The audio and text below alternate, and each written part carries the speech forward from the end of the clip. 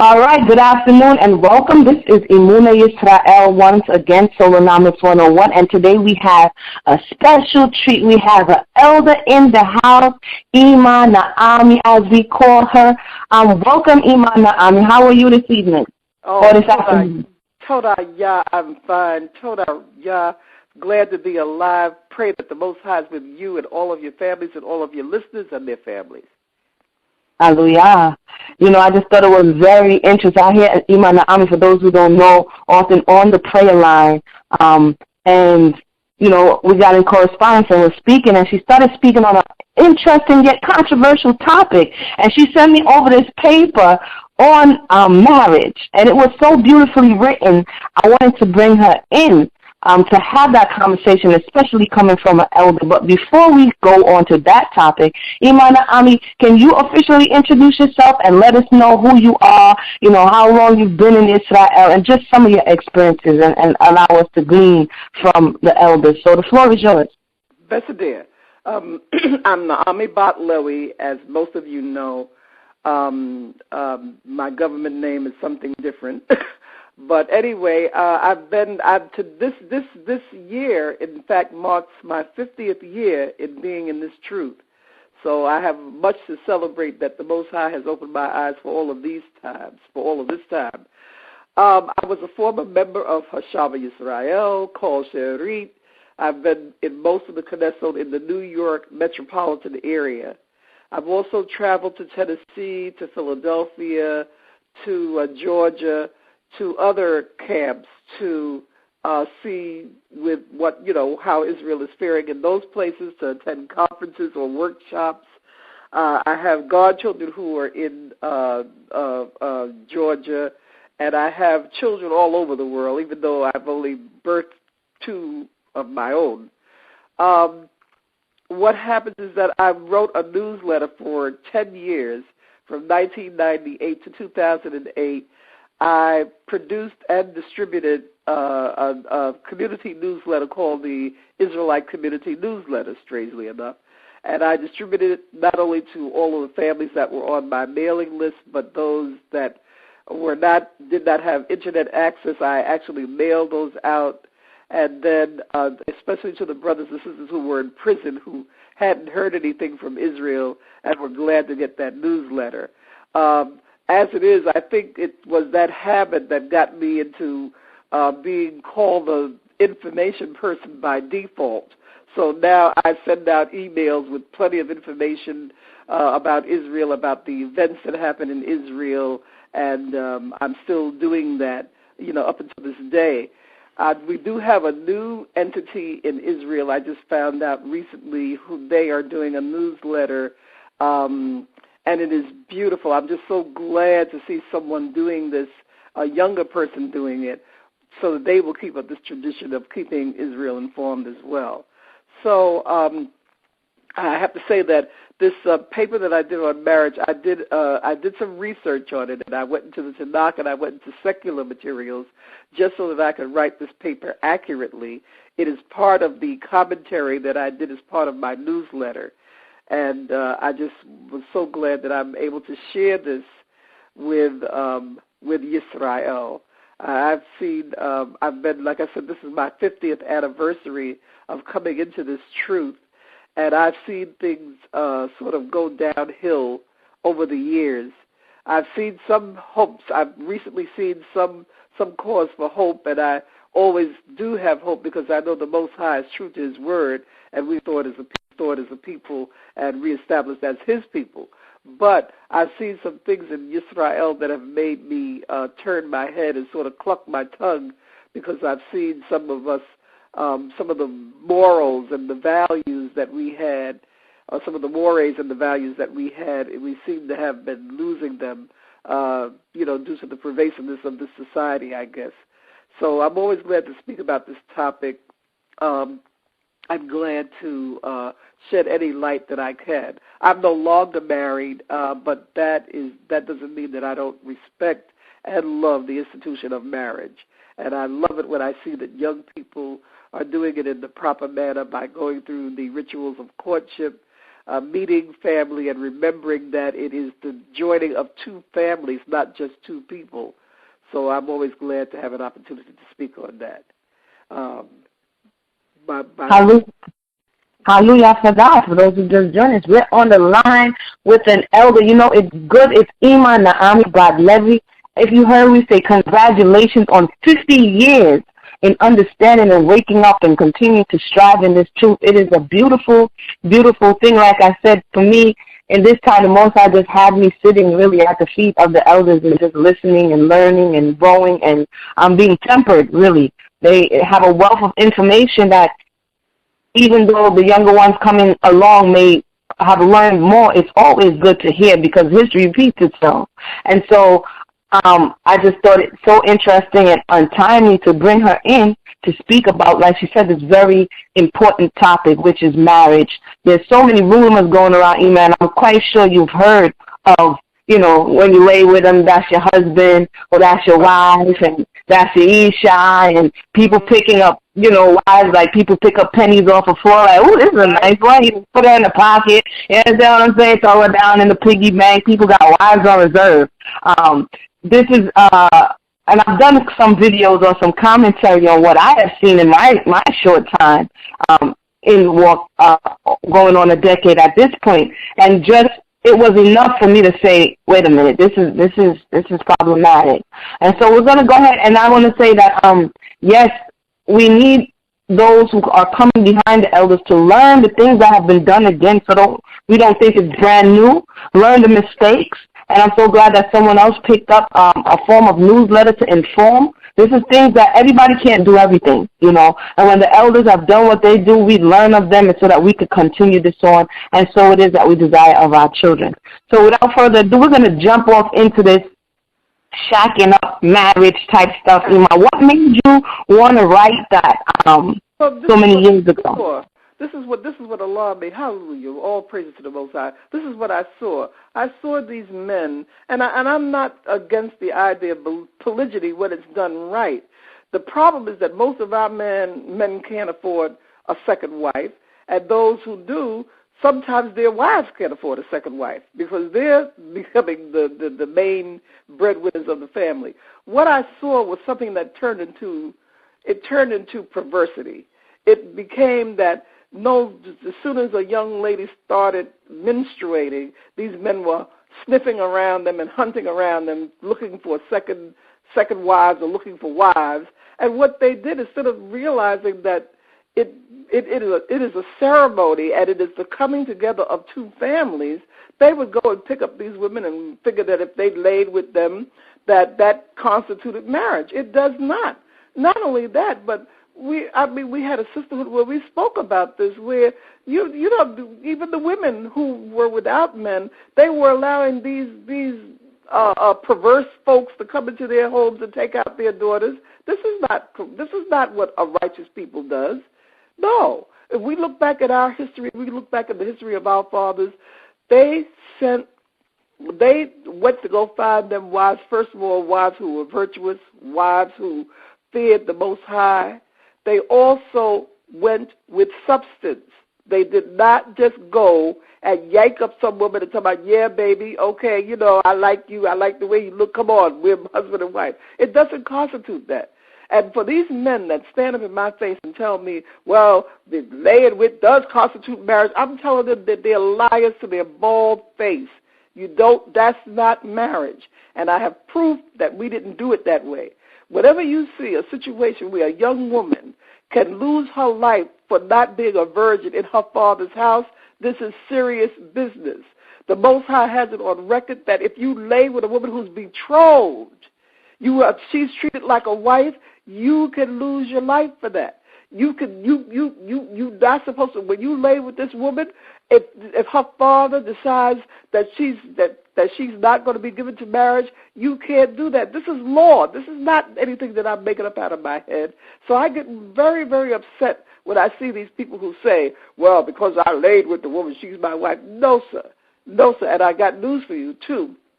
Even with our polygynous marriages, which we know that we approve of, because we are not sovereign in this place, that second, third, fifth, 10th, whatever number she comes behind number 1 is not recognized by the state.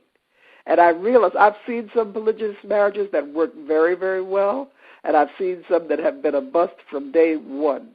So what I'm saying is that we have to really get serious about not only the ritual of marriage, but the ritual of courtship and the decency that comes with approaching someone's family and asking for this young lady's hand in marriage, and also respecting her household enough not to go in there and lay with this young lady while she's still either in her parents' house or if she's even in her own house, but to respect her as a woman.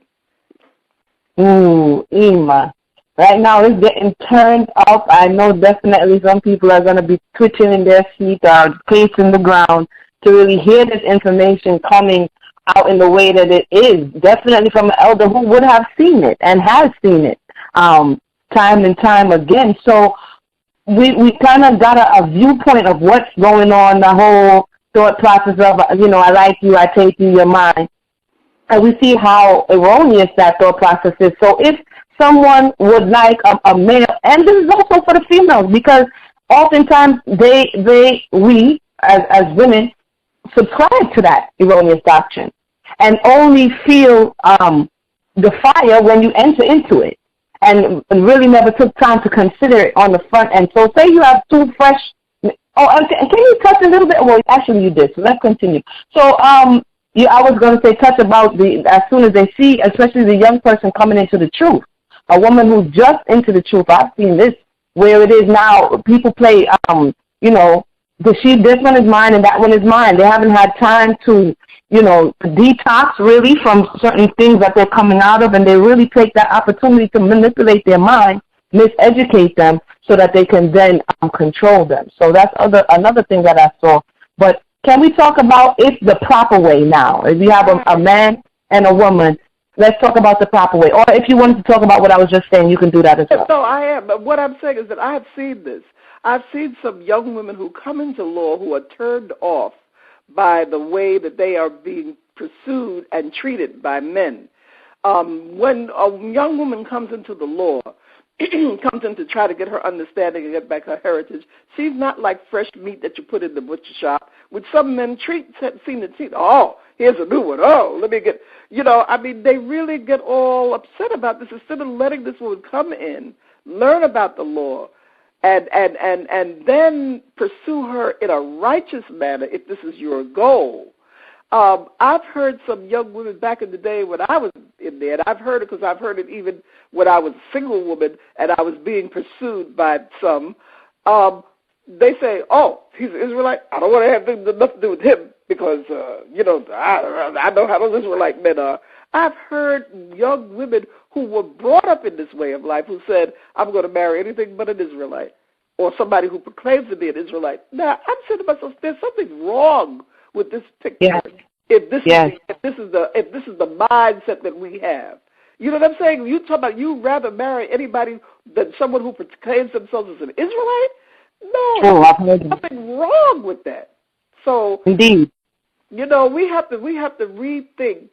If we all say we're striving for righteousness, and listen, we all say, if this is true, that we should be trying to pursue all aspects of righteousness, including the ritual of marriage, including the way that you take these people as brides and bridegrooms.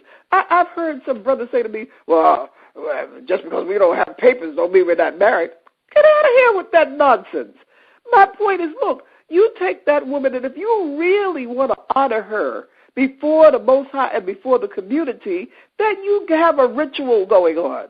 You have papers. These are exchanges between families to say that this woman has been given to you and she's recognized by the community. So this nonsense about, because I lay with her, she's my wife, nonsense. That's all it is nonsense. And we fall for it because we see Brad Pitt and Angelina Jolie and all them and whatnot. Oh yeah, they're whatnot. They've been living together for years and they're not married. Even Kate and William, they live together. But that's them. That's not supposed to be us. as we're returning to this way of life and returning to this law, we're not supposed to do it like the other nations. And that's one of the things that gets us into trouble all the time. We want to do what everybody else does. We're not supposed to. Unfortunately, we don't have enough community or togetherness, which I'm praying that the Most High, and I know He's going to do it anyhow because He said He would, that we're going to have more unity and we're going to have a community that supports our mores and our values.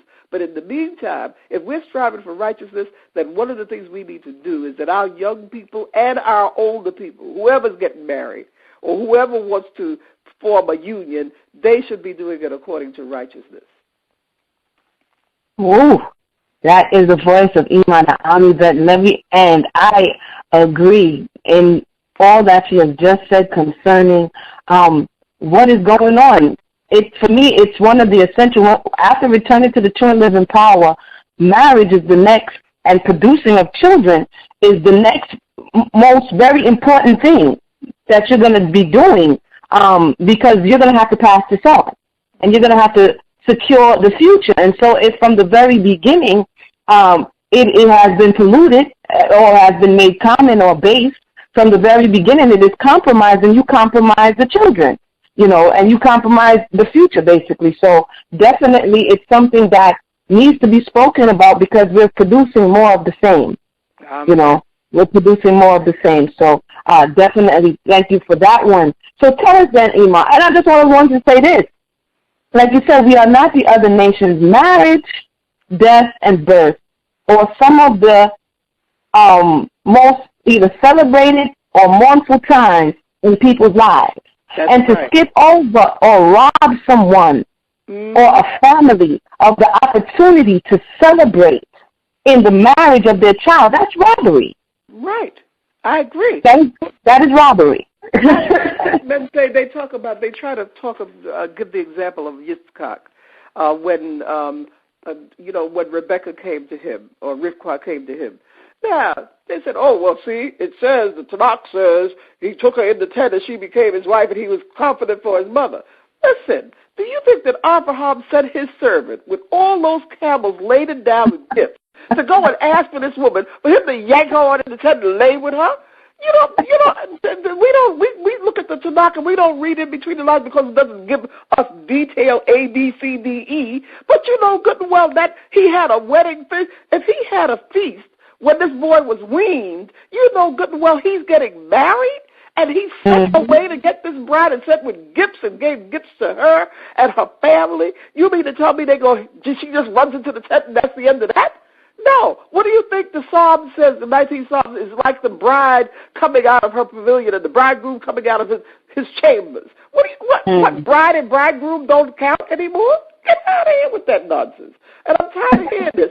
What happens is that if you know anything about the customs of the Middle East, this wedding feast probably lasted a week, maybe even two, by the time those revelers got out of there. You hear what I'm telling you? And they had to send everybody home with gifts and everything like this. This is a grand occasion. Marriage is one of the most important rituals that you will have in your life. The birth you can't control, the death you can't control. But these rituals are celebrated by any sane society. These are rituals that are celebrated. Marriage is a big thing.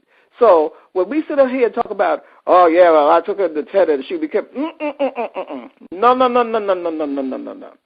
But as you just said, I agree. When I was doing some research some time ago on it, and still even today in India, which is a Shemitic environment, it is, like you said, 7 days they feast for. And celebrate. And it's something that they plan a very long time for. And it's so much so that I saw in recent times that to ensure they spend so much time, effort, and energy, they start getting marriage insurance.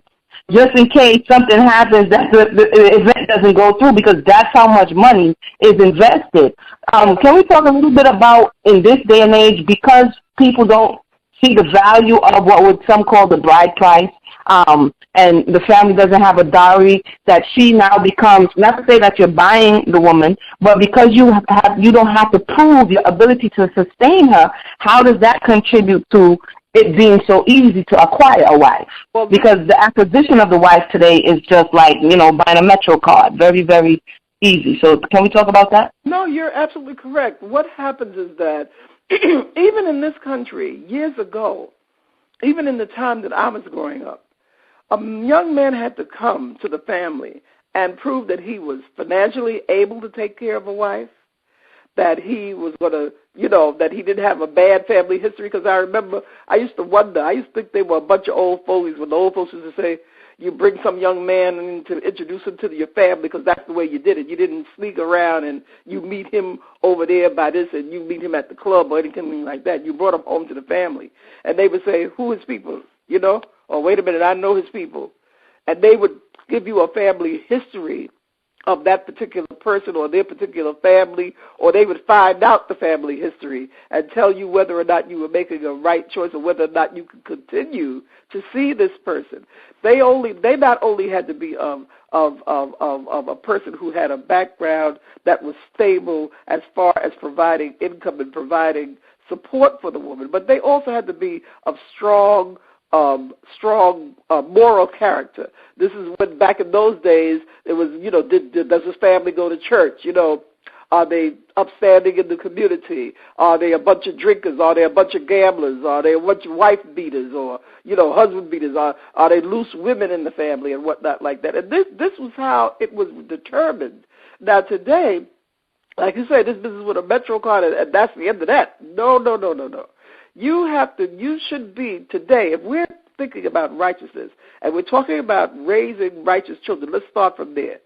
We're teaching these children not only to love and respect the Most High and His laws, but we also try to educate them to be the best that they can be. We're trying to instill in them a sense of responsibility, a sense of purpose, a sense of building up their character, and in presenting themselves as righteous people, not only before the Most High, but before their community. In that vein, then, you want them to seek out righteous mates who have been brought up in this way of life, because just like Rivka, it grieves you when they go outside of the community to pick up these mates and whatnot like that. So what happens is that you're raising them for this very purpose because you want to continue. You found this truth. You want them to continue. Now, there's no guarantee that they're going to do it, but you should be raising them that way as far as trying to be righteous people with righteous thoughts. If you raise a young man that way or a young woman that way, then there's certain things that they must expect out of marriage too. You expect that woman to be able to manage her household and manage any children that she may have and raise them in a righteous manner. And you expect that young man to be able to provide for his household, to treat his wife righteously and not treat her like she's some floozy or something like that. This is what you're raising them for. You want them to do it in a righteous manner. This is what they say in the Proverbs, righteousness exalteth a nation, but sin is a reproach to any people. So what we're trying to do, we're trying to raise righteous families so they will continue on to raise righteous future families so that this nation will continue under righteousness. We know that it was unrighteousness that got us kicked out of the land before. We don't want to repeat history. We don't want to repeat those mistakes, so we want to do it the right way. And a lot of times it sets us on this idea of marriage and how men and women even view the nation of Israel according to some of these rituals that we've done rightly or wrongly. Agreed. Indeed, I like the fact that you brought out that these are the things that people think small that brought down the people because things started getting perverse. I know I did something on the sons of Baal who were doing the same thing. They were using, in this sense, the position, Eli's sons in the book of Samuel, they were using their position to debase the women who came to the temple. And it was told their father, and he didn't deal with it properly, so the Most High dealt with him. So people overlook these things because oftentimes the role of the woman or her quote-unquote importance is not highlighted to the degree where people might think that offense against the daughters of Zion is a problem. But it definitely is. That is the base of the community. The man and the woman's relationship makes and establishes everything else. And so if that is in turmoil, if that is uneven, if that the foundation is broken there, it's the mother who sits with the son who later becomes a prince or a head in the nation. You understand what I'm saying? So if his mother is corrupted, then guess what? So it's like we underestimate these roles, but they are, like you said, they're very important about who's coming together and who's marrying. And like you said, many people are going outside of the nation because the minute you do say you're an Israelite, they run the other way. And that's a sad thing. Can you touch a little? It's a very sad commentary, like I've said before, and I'm going to get to your question in a minute. I'm a mother who had to raise sons basically alone after a period of time. And you can raise a young man you could raise a boy to be a man, but you can't teach him how to be a man. You need a man that is either, if you got a righteous brother, that is, and whatnot. And even women who are not married, who have children, who are thinking of getting married again. And I realize we all have our normal needs and whatnot like that. But before you go and just jump into a situation because you feel you must have a man there, I think that you need to think about it too. You still want to have a righteous man, or a man, especially if he's coming into a situation where those children are not his own, his natural children. You have to be very careful about who you're choosing to come and share your life with at any stage in life. So this idea of marriage doesn't go out the window because, you may be 40 years old or whatever years it is, 30 or 40 years old. The idea of marriage doesn't go out of the window then. You still are looking for a right mate. If you remember the story of Ruth and Naami, what happened is that even though she had been married to one of the sons of Israel, a Moabitess woman had been married, when it came down to marriage and whatnot to Boaz, Naami still instructed her on the way that she should go. And you see what he did? What he did is that because he didn't want to shame her, he sent her home before daylight, so that because they hadn't done anything or hadn't completed this act, he didn't want her to be shamed. He wanted to do it in the right way. And this is a man who was rich, who could have had this woman if he wanted to, but he wanted to do it in the right way. So he went according to the law in order to take this woman. And this is what I'm saying, that if one of our men could do that for a foreign woman, then you mean to tell me the daughters of Israel don't deserve the same treatment? Nonsense. I'm glad you brought that up. I was going to ask another question, but foreign women was always a snare for the men of Israel. In your experience, how has that related to the family structure or the family unit? Have you seen the propensity of the men to bring in more of a foreign woman, or do they treat foreign women better than they would their own, or give more respect in that way? It would appear to me, it does appear to me in many instances. I've seen it both ways. I would say it's about 50-50. But certainly when you look at the overall Israelite population, it seems that our men, especially if they're men with any substance and any position, they seem to value foreign women more than they value Israelite women. I've often wondered sometimes when I see these basketball players and golfers and what have you, who definitely are Israelites or have Israelite background, go and marry women who are so far outside. I mean, they're foreign. You know what I mean? And they give this wealth and substance to them, while you have many beautiful, modest, well-raised, intelligent Israelite women who are just languishing on the vine, which makes no sense to me. I love this thing that you do, BT Emah, in The Angry Black Woman. You portray all of the aspects of what people believe to be the angry black woman, and you go into it in little depth. I'm only partially into your book, but I've seen your videos, and you have nailed it on the head.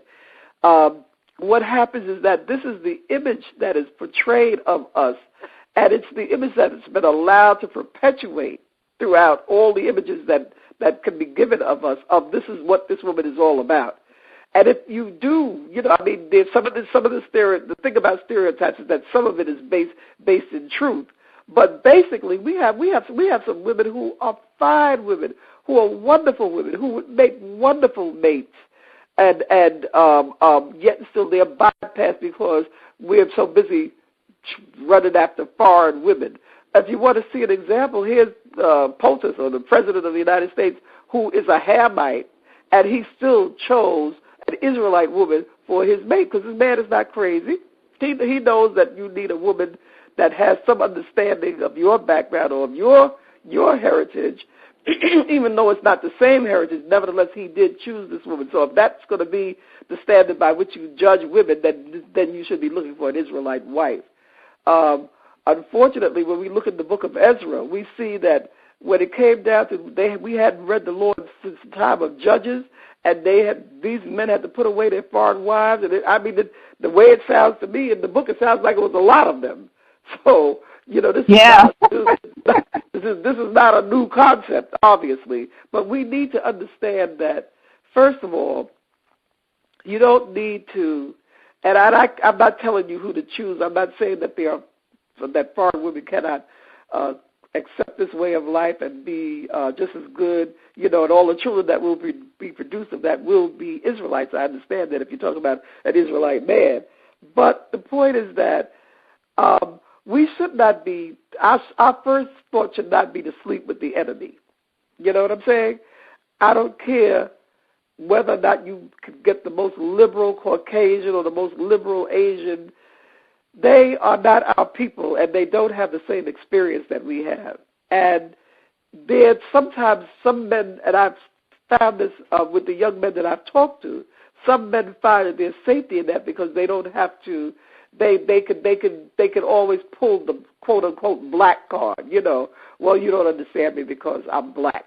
And this is the reason why, I don't expect you to understand me. I don't have to get into the deepness.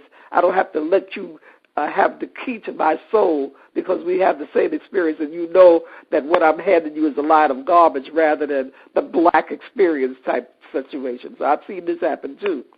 But I'm saying that if we're talking about really building a nation again, I'm talking about really building a nation, then we ought to be looking inside of our own community for our wives and our husbands.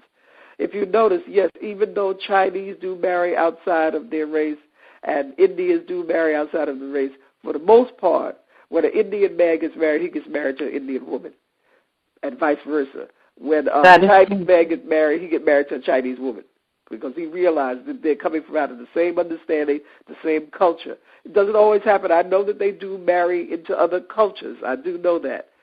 I've seen Hamites, many Hamites, who feel that they must marry into another culture. But I'm not really concerned about the Indian or the Chinese or the Hamite. I'm concerned about Israel, and I'm concerned about the perpetuation of our families, and I'm concerned about us, raising up righteous seed in righteous unions.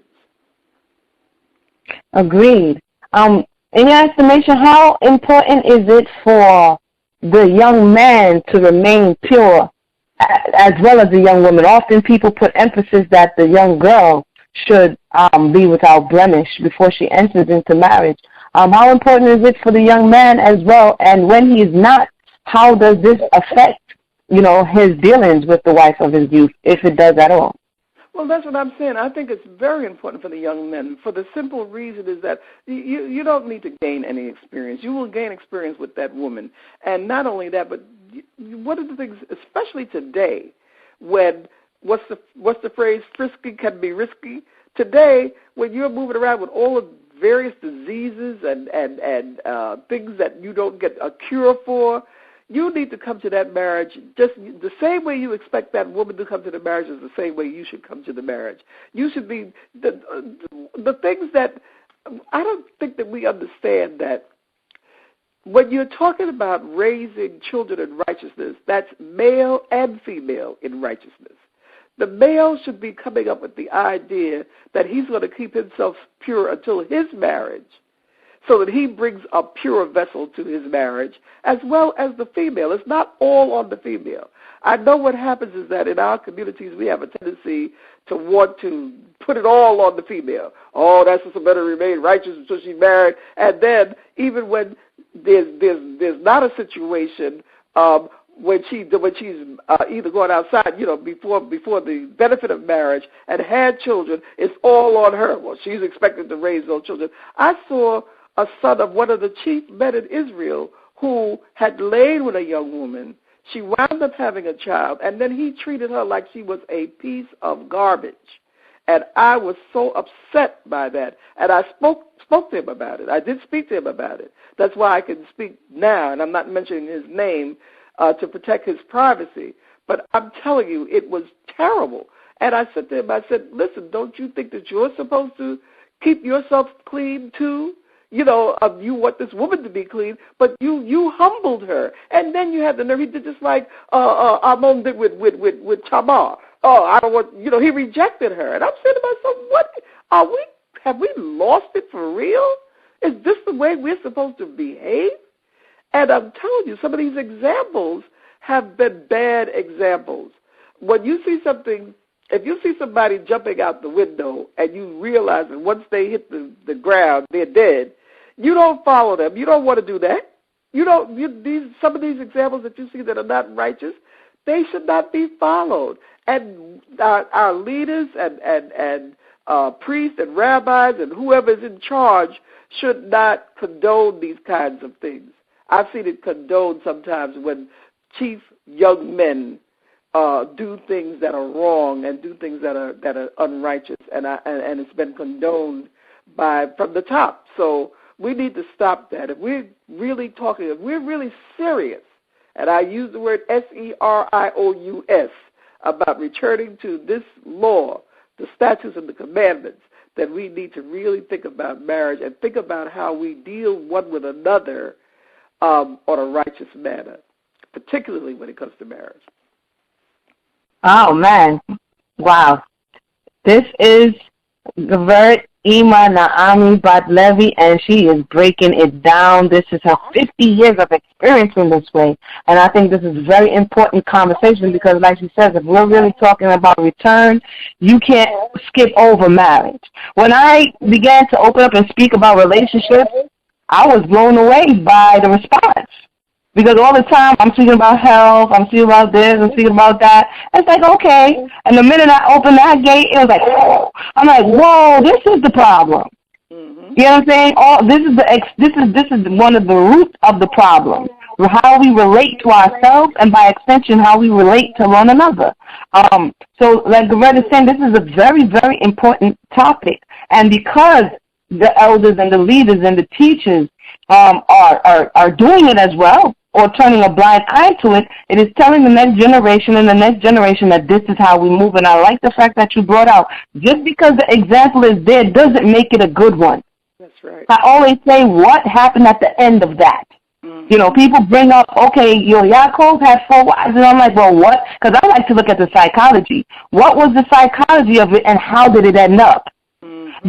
David had 7 women. What was the psychology? What was the emotional state? And how did it end up? Right. One person in the Tanakh, was it Gideon, had, what was that? 79, 80-something, I think 78, 79? He had how many children? 80 sons, something of that nature. It was one king who had 70. You talk about in the case of Queen Atalia, who came in there and killed up all but the one that had been hidden. That was another one. Yeah. That was another one. I think it was, if I'm not mistaken, it was Gideon. Where his sons, the son of the concubine, was upset and said, do you want them to rule over us? And then he planned to kill all of his. So all of this enmity, all of this strife that is procreated from the way in which we're having these unions, you understand? All of this is an extension. And so if we don't look at our effects, long term, not just. And that could be a totally whole nother show about people who say they're building, on broken foundations. I don't know how that goes. Mm-hmm. But, that's crazy to me. But, if we don't look at these things and see in recent times even, like I said, I've done a lot of researching on it. In recent times, our brothers and sisters in Demona have come out and had conversations of what people projected that it would be and the reality of what it is. See, we don't like to deal with the projections and reality. Mm-hmm. And you got to remember that the foundation of a nation begins with the family. That's the first unit that forms. Without family, you don't have community. Without community, you don't have nation. And this is why it's so important that we build strong families from the ground up, beginning with that man and that woman who are going to produce children, hopefully, and by the blessing of the Most High, and going to produce children who have come into a union wherein righteousness is the reigning quality. You know what I'm saying? And if we're really going to get back, like I said, if we SERIOUS about this, then we really have to get back to this.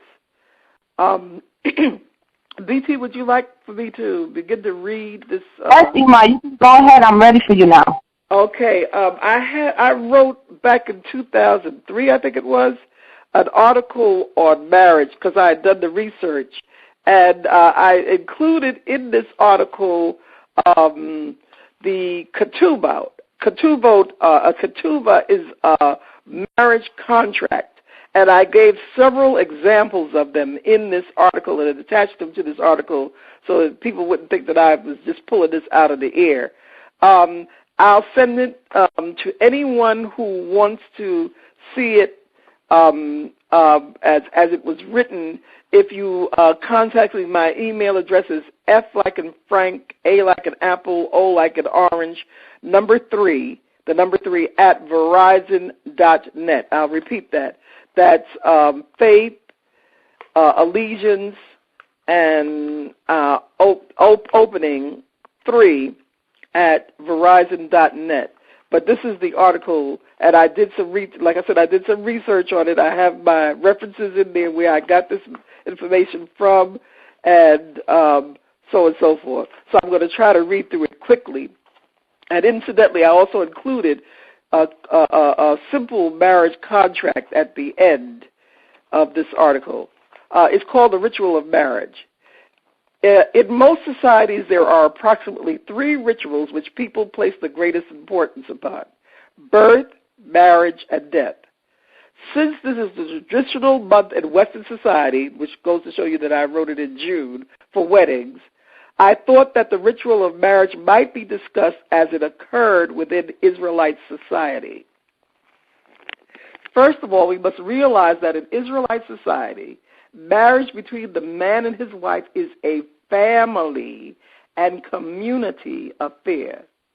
Marriages were civil contracts rather than religious ones, and basically served the purposes of providing companionship, a secure environment in which to raise children, and to secure property and tribal rights. Although love may have played a part in it, for instance, in the case of Jacob and Raquel, marriages were usually arranged according to tribe, status, wealth, property, and other social considerations. For men and women living in an ancient Eastern society, the perspective on love and marriage was quite different than it is today. To begin with, love was more of a commitment than one of feeling. It was more a pledge to make a relationship work. For instance, whoso findeth a wife findeth a great good and obtaineth favor of Yah. This is in Proverbs 18:22. In a world of arranged marriages, couples were expected to grow to love each other after marriage, not on first loving the one you marry. The act of marriage in Israelite society had 2 basic parts: the betrothal and the wedding. If a young man was interested in a woman, he would approach the father of his hopeful bride and express his intentions to him. Sometimes the couple already knew each other, but everything had to be done in proper order. If the father and his daughter agreed that she would become his wife, the marriage contract was drawn up. The marriage was official when this betrothal took place. From that time forth, the woman was betrothed and off limits to other suitors. The young man would arise and go to his father's house, telling him the news of his betrothal. A betrothed woman was, in the eyes of the people, set aside for marriage, and the penalty for violating her was the same as for a married woman, where you can find this in Exodus 21:8 and 22:16. Thus, a betrothed woman was considered as belonging to the man to whom she was promised. After that, the families would engage in financial negotiations in which there would be three types of gift exchanges to ensure the quote-unquote engagement. The mohar, or the bride price, dowry. Unless a family was extremely poor, brides were also provided with their own dowries, and gifts that the bridegroom gives to his bride. That is, men seeking wives had to demonstrate their financial ability to sustain a wife, usually in the display of gifts provided to the bride's father and family. This can be found in Genesis 24:1-10. The marriage price, or mohar, was simply compensation to a girl's father for his loss of help. This was very important because in our society, a daughter was a worker, and if you lost her or gained her, you were losing or gaining a vital worker. This may give the wedding the outward appearance of a purchase, but it was not. The future husband acquired a right over the woman, but the woman was not bought and sold. The mohar was considered to be the woman's property, although it was usually kept in her father's possession. Its basic purpose was to protect the woman against being left without support so if she was to become widowed.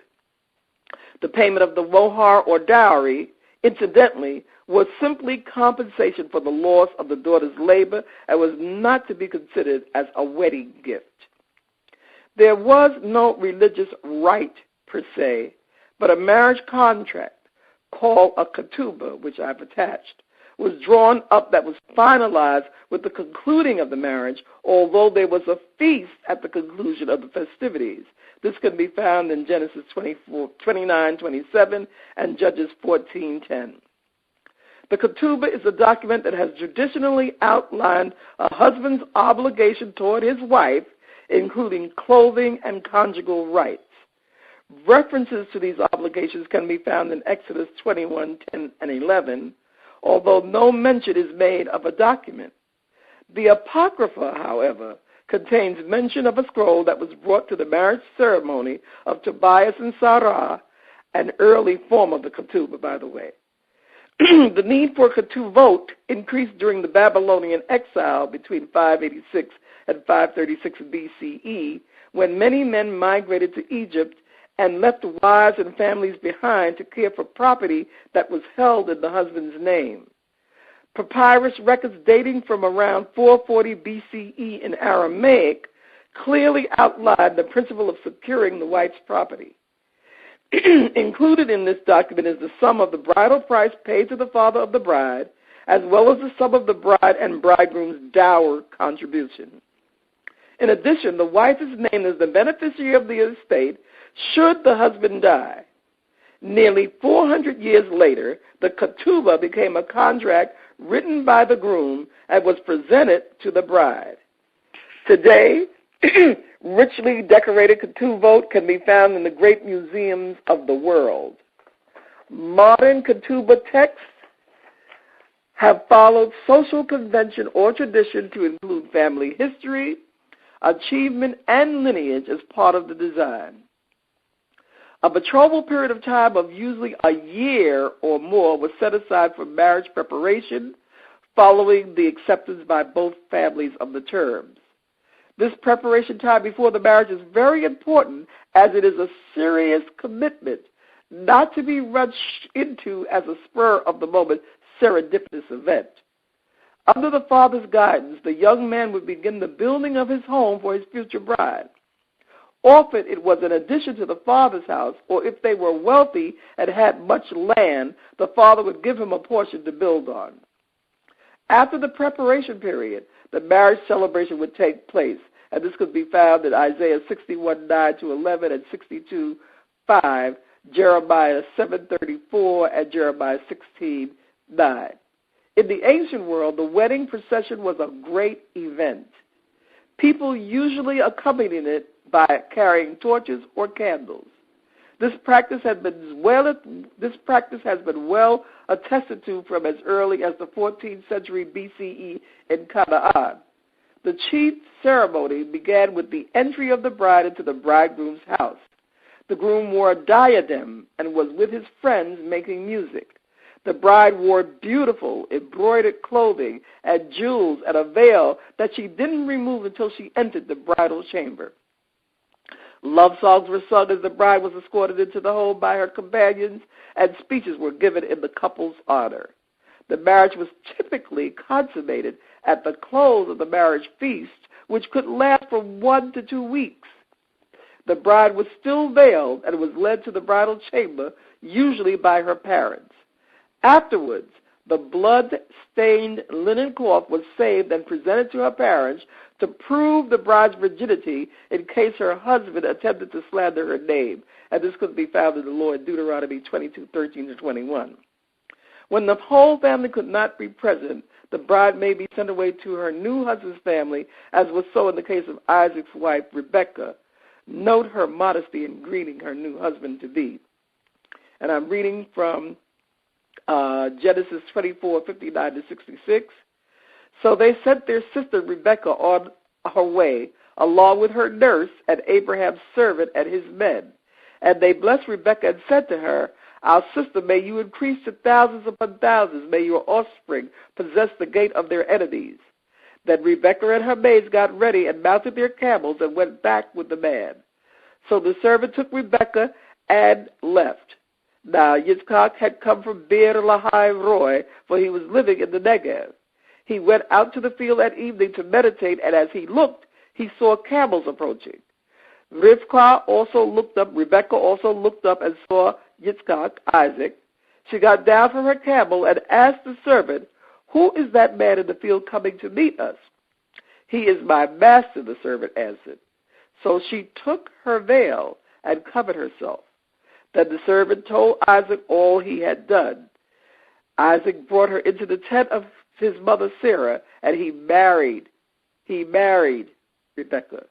So she became his wife, and he loved her, and Isaac was comforted after his mother's death. As I said, you can find this in Genesis 24:59-66.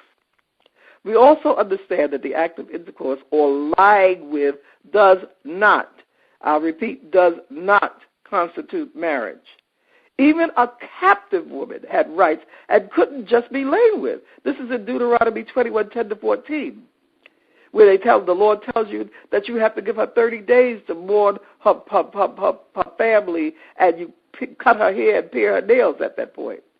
The law also protected the rights of children of a wife who was unloved. This is in Deuteronomy 21:15-17, where they say that even if you have two wives and one is hated, the rights of primogeniture still went to the wife that had the firstborn son. To view how seriously we felt that marriage precedes intercourse, take the example of Dinah, the daughter of Yaakov and Leah. This is found in Genesis 34:1-30. And I'm not going to read the whole thing, but most of us know the story, how Levi and Shimon went after Shechem had taken her and laid with her, and then said he loved her after that, and then wanted to marry her after the fact. Well, you know what our brother said, shall he lay with our sister as he does with a harlot, and we're not having that. So anyhow, that's that passage in Genesis. To continue with the article, the age in which we currently live is one of shattered promises and broken relationships, an age sick with sentimentality that has lost the sight of the vow, till death do us part. The word love has taken on another meaning and is defined with all kinds of terms except commitment.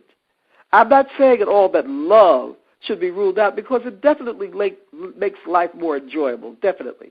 What I am saying is that our perceptions of love can distort images and make you blind to things that would be all too apparent if you were approaching the subject with logic. And I realize that love is not logical, but you need to evaluate these things that you go in. That's my little side parenthetical remarks. Mind you, I'm not speaking of Western society's idea of love either, the kind you see featured in its books, plays, movies, TV, and other media. That is raw commercialism, not love. I'm speaking of the kind of enduring love that is based on respect, trust, and confidence. These are the ingredients of true love. As the Ecclesiastes tells us, live joyfully with the wife whom thou lovest all the days of thy life of thy vanity, which he hath given thee under the sun, all the days of thy vanity, for that is thy portion in this life, and in thy labor which thou takest under the sun. The obvious key to having those marriages that last until death do us part is, of course, to find the right person for you in the first place and then stay with them. I know that this is much easier than it sounds, especially today. Young ladies should try and save the precious gift of their virginity for the man who is worthy of it. After all, it is the greatest prize that you can bring to their marriage bed. Of course, they should also bring the skills of cooking, sewing, child rearing. This is where sometimes caring for their siblings and those babysitting jobs pay off. And most importantly, the virtues acquired from staying steadfast in the laws of Torah. Men should not feel threatened by educated or smart women either. If such a woman is righteous, she ultimately enhances the image and stature of her husband. In finding and winding up with those husbands and wives you will want to stay with, this means that we'll have to establish periods of courtship again. Note, courting does not mean shacking up or laying with on a trial basis before marriage. That's not what courting means.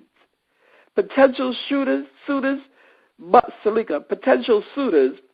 present themselves to the daughter's family, preferably with a wise senior male head present, even if it's not the Abba. In other words, if you have an uncle or a brother or some male figure that your family respects, he should be present. And he should make known, if not known already, his qualifications or pedigree. In other words, it's almost like you apply for a job. You bring in what makes you qualified to want to take this young, precious daughter to your wife.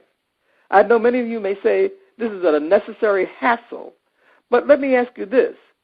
Isn't it better that all of you learn as much as possible about your daughter and son's potential mate before the marriage than after? And I know it's no guarantee, just like nothing in life is. Yet it sure beats finding out all of these things that could have been learned by diligent inquiry beforehand.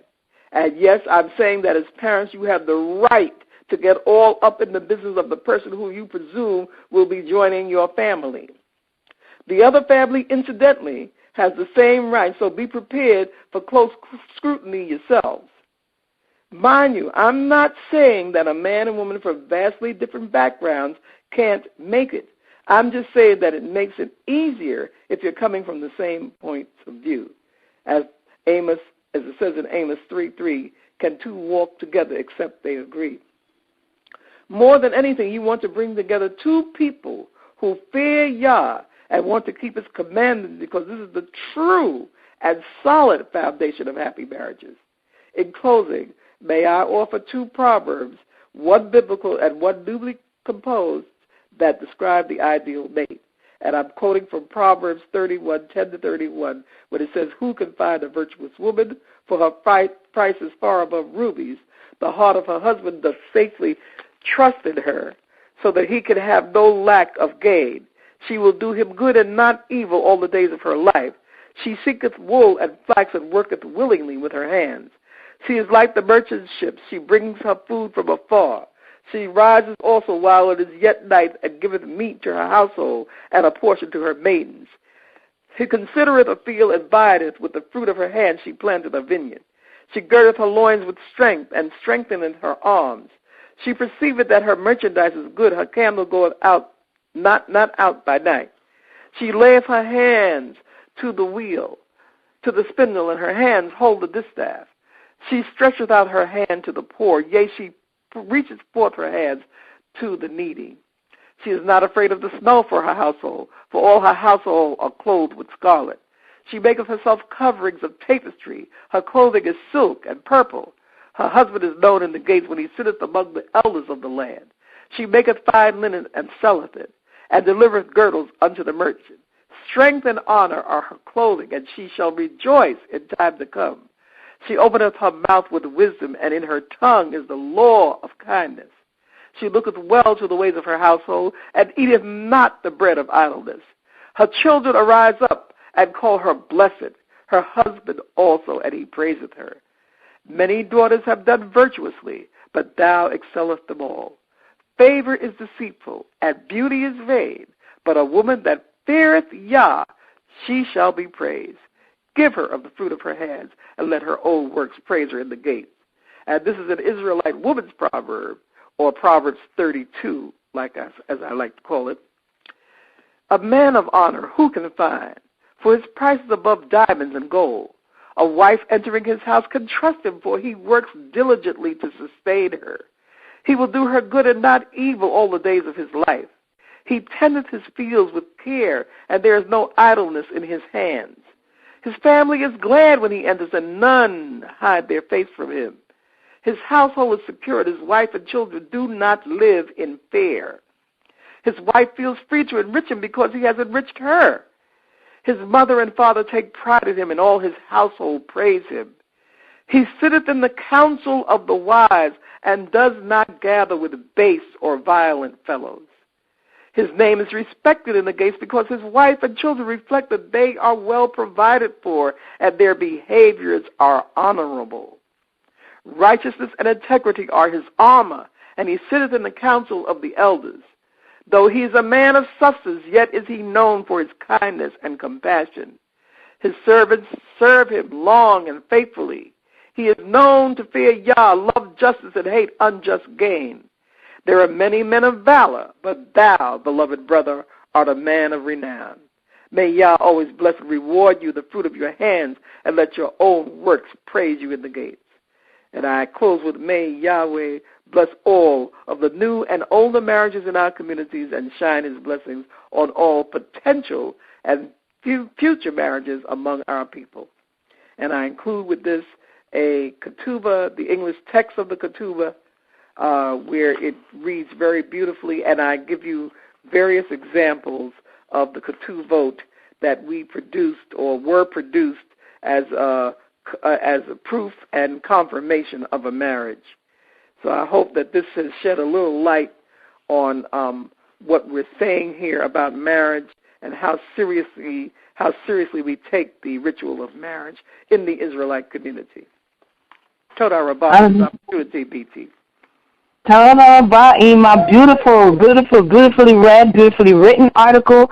Thank you so much for sharing that with us. I pray that for those who are listening, if you find value in this, definitely share it, pass it along, because this is definitely a topic that is applicable to both men and women. And it is definitely one of the keys to returning with a strong foundation. So I thank Emah for coming in this evening or afternoon, I keep saying evening, and sharing with us her words, her written words sometimes. It's powerful when you read it, and it's even more powerful when the person who wrote it read it. So I'm so glad for that. Would you like to say anything before we go? Okay, just to say Toda Rabbah for this opportunity to bring this subject to the forefront and for discussing it. I thank you for bringing it up again, because I thought it had been forgotten about when I saw some of the behaviors. And I do celebrate. I do have one of my godsons, Toda Yah. He just celebrated an anniversary of long-standing, a beautiful family, along with another family in Israel who celebrated their anniversaries too. And it's a beautiful thing when you see these things. These are the things that encourage me.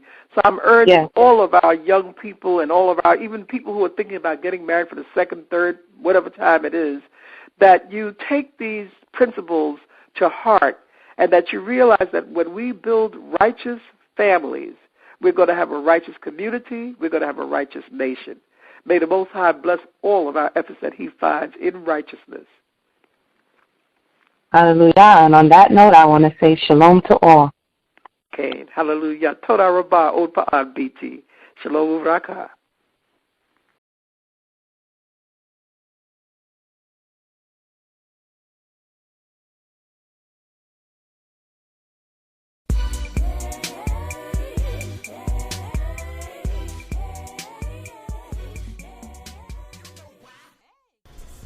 Thank you so much for tuning in. This show has been brought to you by Solonomics 101.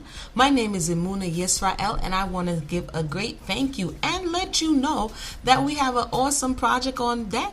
It's called The Angry, quote-unquote, Black Woman Syndrome Revisited. It's a book that takes a look at the historical stereotype of the angry, quote-unquote, black woman as it is in media, as it is in our culture. So you can definitely hop on over to my website. That's www.emunayisrael.com to learn more about it. And if you want to link me on social media, check me out on Facebook, Twitter, Periscope, YouTube, and all of that good stuff. So see you then, and until then, be the change that you desire to see in the world. 1.